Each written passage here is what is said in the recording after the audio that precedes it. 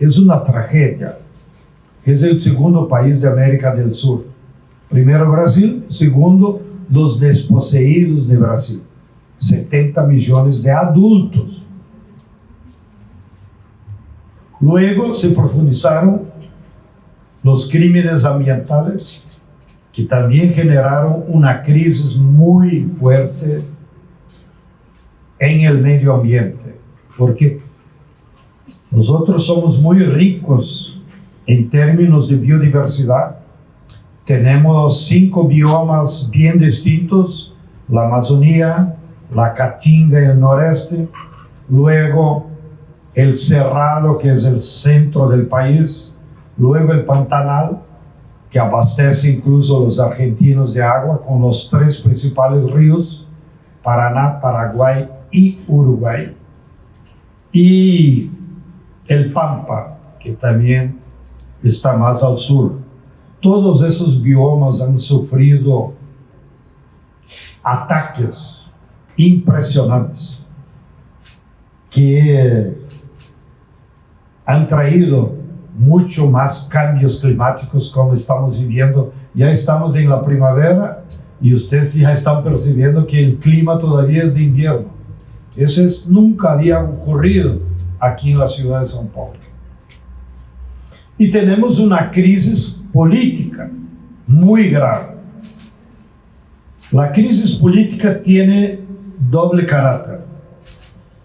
Primero, que el Estado brasileño ya no funciona para la sociedad. La burguesía lo tomó de asalto para se proteger, para solo ellos tener acceso a los recursos que son públicos. Y luego, la crisis política se profundizó porque en esos 6 años, la burguesía como clase nos dio 5 golpes de Estado, sin utilizar ningún tanque. El primer golpe de Estado fue en el 2016, cuando echó del gobierno a la presidenta Dilma sin que hubiera ningún motivo. Pero la burguesía necesitaba recuperar el gobierno para tener control absoluto de los recursos públicos. Y entonces la burguesía movilizó el poder judicial, movilizó los medios, la Globo, movilizó su fuerza en el legislativo, y con esos 3 poderes la votaron.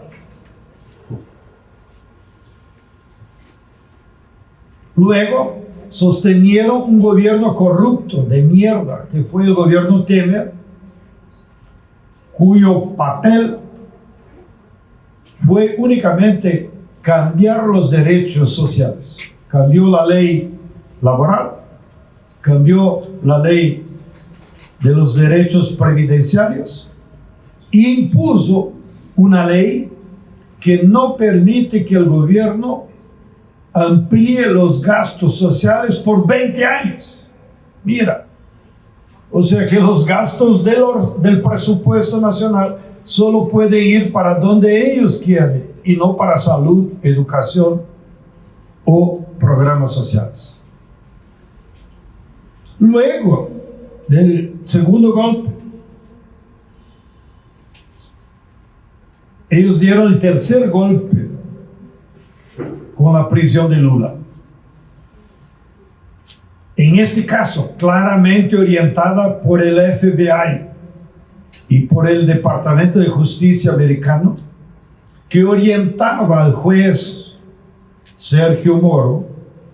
Mensualmente el tipo iba a Estados Unidos para agarrar las orientaciones, ya que todo el proceso mentiroso fue montado con base en esa nueva táctica que los gringos están difundiendo por toda Latinoamérica, que es la oferta.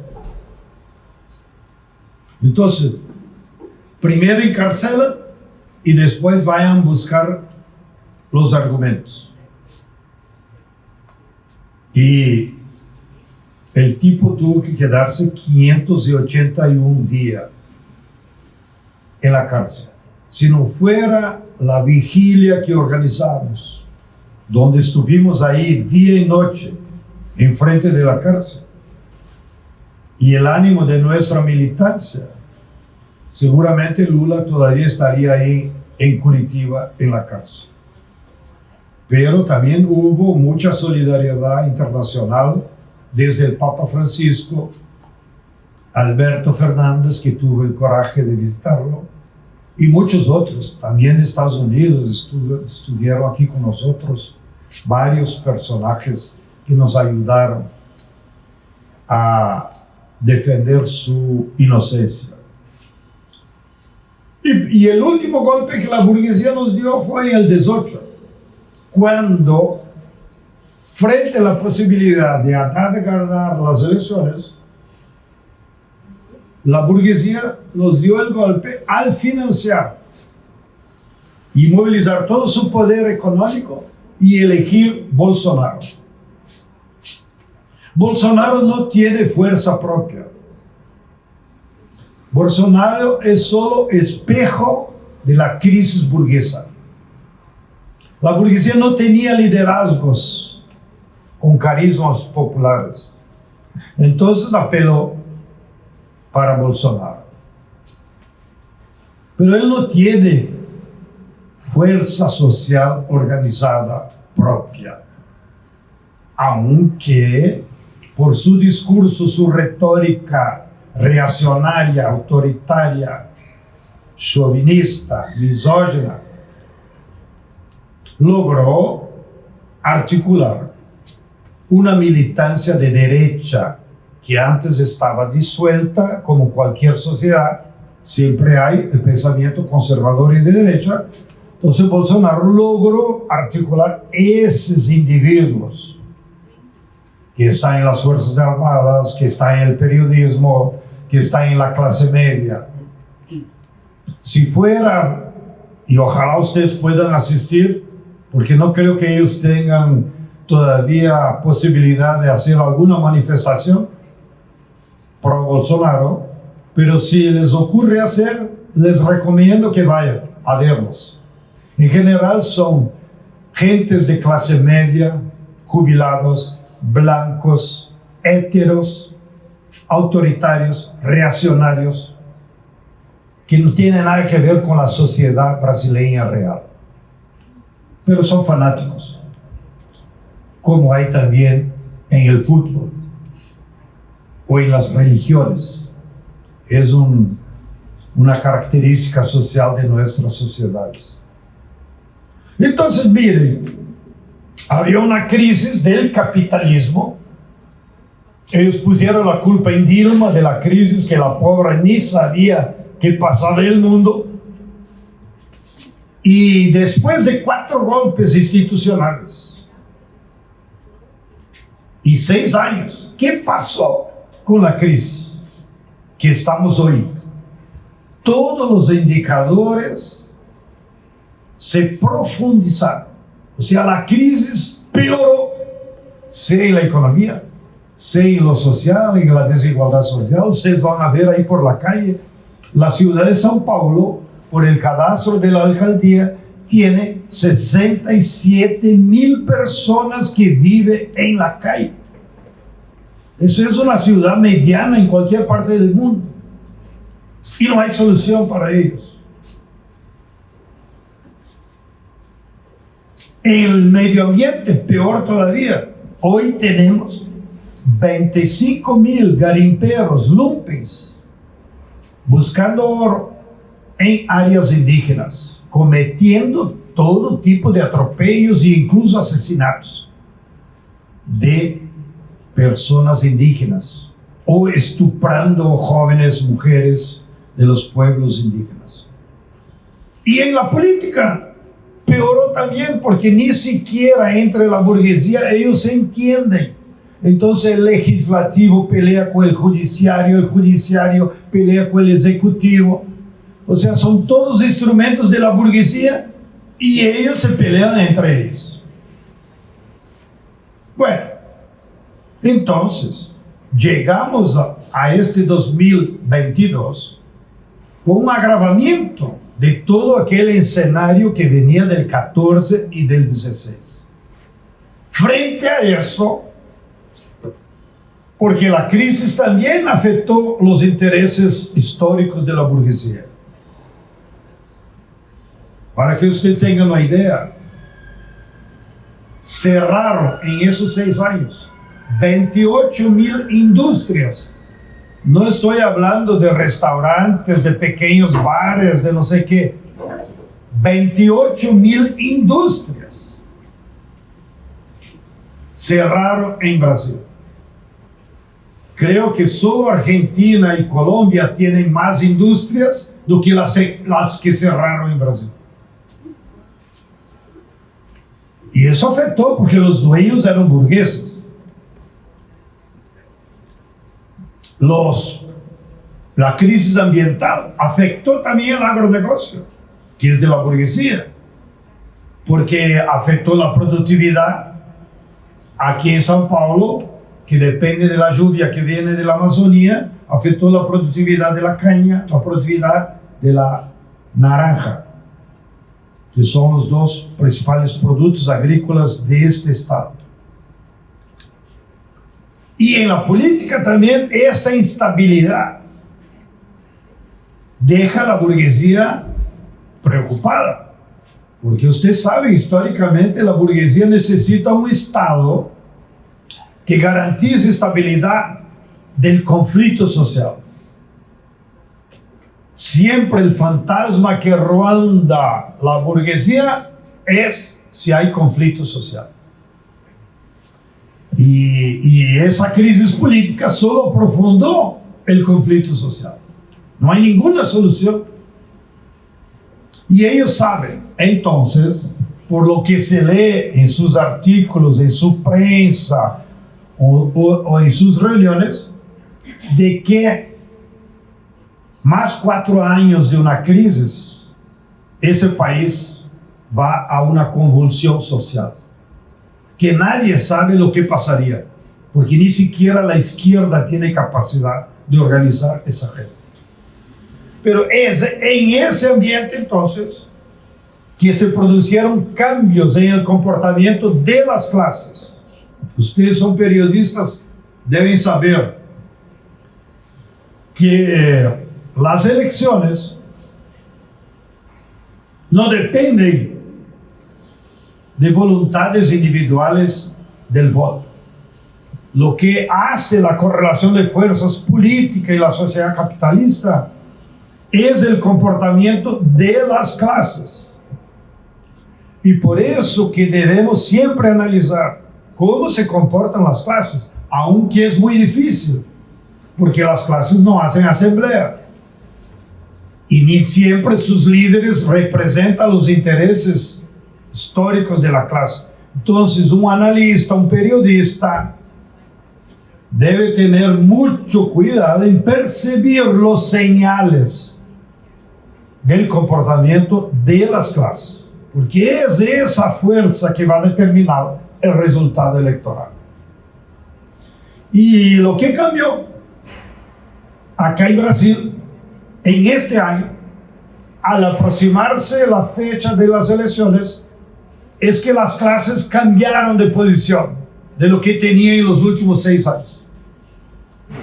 La burguesía, que marchó unida para dar los 4 golpes, ahora está dividida, gracias a Dios y a las contradicciones de la lucha de clase.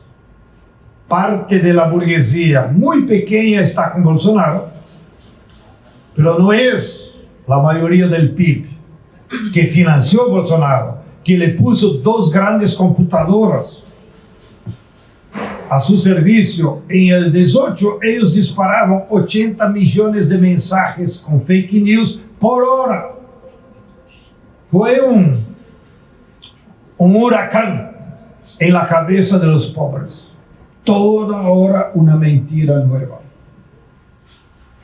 Parte de esos recursos venían de la campaña Trump, que ahora ya no tiene tanto dinero.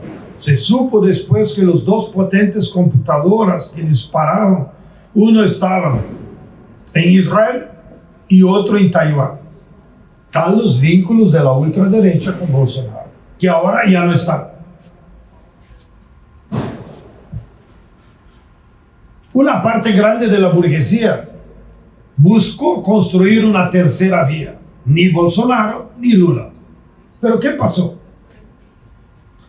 Que sus partidos de la derecha y sus líderes no supieron interpretar esa voluntad unitaria de la burguesía, que si se realizara podría ganar las elecciones, porque ellos tienen el poder económico, mediático. Fue así que pusieron un psicópata en la presidencia, o un pobre diablo para nosotros cristianos de izquierda, que es Bolsonaro. Pero los partidos de derecha no lograron unificarse ni buscar un líder para hacer la tercera vía. Y eso no se implementó. Los gringos operaron con toda su fuerza para poner la tercera vía con Moro en la cabeza y de vice el general Santos Cruz, que ya estaba en la reserva, que ya había sido ministro de Bolsonaro y era el principal, hasta hoy, referente de los cuarteles. Porque Bolsonaro fue expulsado del ejército. Ele coordenou uma campanha cibernética. ¿Perdón? Coordenou la estrategia cibernética. Santos Cruz. Santos Cruz. Sí, él es un cuadrazo de la derecha y de todo. Ahora incluso creo que lo deslocaron para una misión de fiscalización en Ucrania. Bueno, esa chapa no se viabilizó y dejó sectores del ejército, dejó la burguesía órfana. Y luego una parte de la burguesía ya empezó ahí por julio a migrar en apoyo a Lula. Y hoy, jueves, a 3 días de las elecciones, estoy convencido que la mayoría de la burguesía está con Lula. Por las varias formas simbólicas de manifiesto. El martes, Lula cenó con 100 mayores empresarios de Brasil, que son los que controlan el PIB. Para que usted sepa, hay 200 empresarios que controlan la economía brasileña, solo 200, porque aquí es muy concentrado. Claro, mitad de ellos están vinculados con el capital extranjero, con grandes transnacionales, con la banca extranjera. Pero son 200 los grupos económicos. 100 de ellos estuvieron cenando con Lula y lo aplaudieron. Y eso significa que su poder económico y mediático será contra Bolsonaro. La clase media también apoyó los 4 golpes, con muchas actitudes inclusive reaccionarias. Pero ahora 90% de la clase media está con Lula. Fueron los primeros que migraron, abandonaron Bolsonaro y ahora están con Lula. Eso se ve en las manifestaciones, en las manifestaciones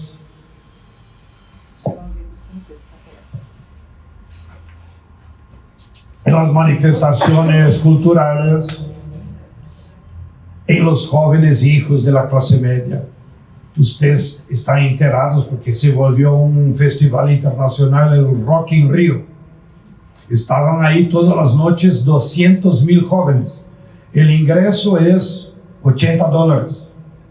Todas las noches los hijos de clase media gritaban "Fora Bolsonaro, viva Lula". Porque ese es el ambiente en sus familias. El lunes, Lula se reunió con 1.200 de ellos, los más vanguardistas que hay, aquí en São Paulo. Así que la clase media está con Lula. Ellos no tienen mucha fuerza electoral, porque son 8-10% de la población, pero son muy influyentes en la clase obrera. Acuérdense que tenemos aquí, Brasil es el tercer país del mundo que tiene más empleadas domésticas, 8 millones. La señora que manda en la empleada influencia lo que la empleada piensa. Para dar un ejemplo, pero ahí en la clase media están los periodistas, los profesores universitarios, los abogados, etc. Y la clase trabajadora, también hubo cambio. La clase trabajadora no defendió Dilma. Nos quedamos nosotros los militantes, el máximo que pusimos fue 50,000. Mientras la burguesía y la clase media ponía 500,000 aquí en São Paulo contra Dilma. Porque la clase trabajadora también estaba sufriendo la crisis. Y el gobierno Dilma, y ni la izquierda, ni el PT, ni el MST, supimos explicar para la clase trabajadora que la crisis era del capitalismo y no del gobierno. Claro que el gobierno Dilma hizo el error de unirse a los capitalistas en vez de combatirlos. Y ese fue su tumba. Acuérdense que el ministro de Hacienda de Dilma fue Joaquim Levy, impuesto por el Banco Bradesco, y el tipo hoy está ahí en el Fondo Monetario Internacional, zelando por los intereses del capital financiero judaico del mundo entero. Fue ministro de Dilma. Entonces la clase trabajadora ahora se dio cuenta, y a través de sus mediaciones de sus clases y de sus partidos y las centrales sindicales, mayoritariamente, por las mediaciones, todos están con Lula. ¿Ah? Entonces, esa nueva correlación de fuerzas es que nos permitió analizar que sí íbamos a ganar las elecciones. Porque la fuerza social está con Lula, de las tres clases. Solo no sabíamos cuándo eso iba a se materializar claramente en votos. Y estábamos por esa idea de que por lo menos en la segunda vuelta ganaríamos. Sin embargo, en los últimos días, del domingo para acá, esa fuerza que está por detrás de las clases empezó a materializarse en la intención de votos. Y hoy Lula está desde 7 puntos adelante de Bolsonaro y nos permite decir, incluso matemáticamente, que seguramente Lula va a ganar en la primera vuelta. Me atrevo entonces a marcar una nueva rueda con ustedes el lunes para hacer una autocrítica, o nos tomarmos todos los vinos Malbec que los argentinos no trajeron.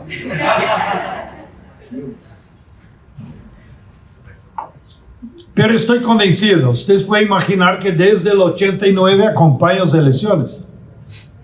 La elección del 89 fue muy participativa. Después entramos en un plan burocrático, incluso por la política del PT, que es el principal partido de izquierda. La ley 18 fue un terror y casi ganamos, pero no hubo participación popular. Y ahora hay otro clima. La gente está animada, toma iniciativa. No necesita el partido organizar las elecciones. El pueblo y las fuerzas populares es que están haciendo, ¿no?, ese rol de militancia. El PT y Lula parecen Maradona viejo. Se quedan en el medio de campo, ganando el juego, porque ya sabe que está 3-1, ganando el juego parados. Ya no se mueven. Pero nuestro ataque en este momento, para seguir en la metáfora futbolística, son los militantes, es la población en general. Hay manifestaciones espontáneas en muchas ciudades de todo el país que nadie programó, y eso está generando un clima muy positivo que nos permite pensar que sí ganaremos en la primera vuelta. También no voy a entrar en detalle porque es más de interés de las fuerzas brasileñas.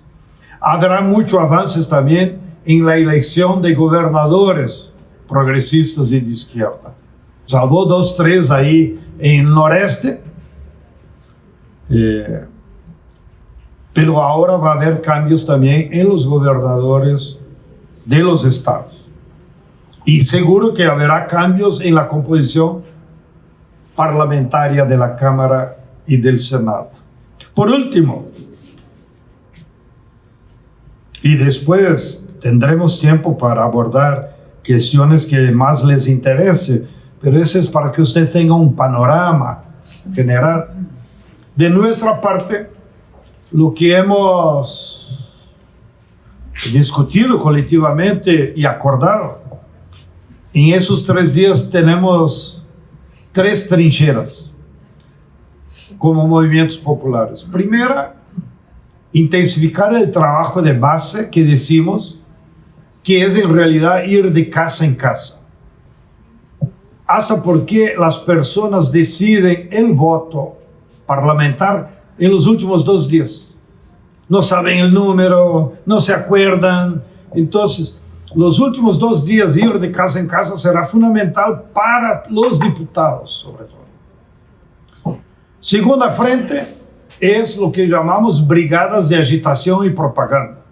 Ojalá Emilia, después con los comités populares, puede aclarar cómo es. ¿Qué es esas iniciativas de la juventud, de grupos que salen a la calle en espacios donde la gente circula para motivar, dar ánimo, dar mística, digamos así, a la campaña? Y ahí sí, la figura de Lula tiene un peso fundamental.